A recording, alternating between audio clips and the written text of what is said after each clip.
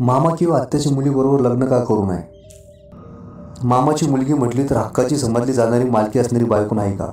आपल्याकडे पाहिलं गेलं तर महाराष्ट्रात वरील समज फार पहिल्यापासून प्रचलित आहे की लग्नाच्या अनुरूप कोणी भेटली नाही तर लगेच मामाची मुलगी करून घ्यायची.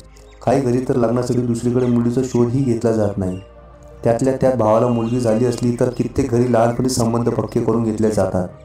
वचन जन्माच्या वेळेसच घेतले जातात की तुझी मुलगी माझ्याच घरची सून बनेल.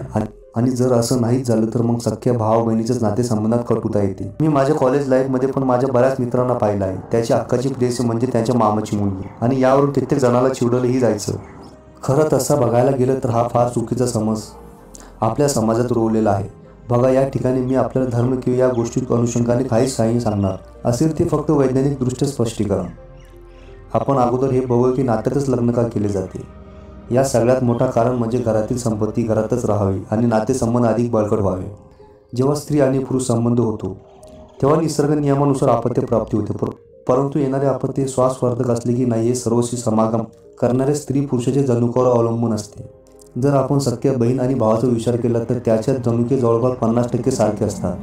जेव्हा समान जनुके असलेल्या स्त्री पुरुषाचा संबंध होतो तेव्हा त्यांच्यापासून होणाऱ्या अपत्यामध्ये बऱ्याच विकृती उद्भवतात. जसे की जन्मात बाल विकलांग असणे, त्याची वाढ पुरुषी नसणे, बालक जन्मापासून मतिमंद असणे किंवा गतिमंद असणे.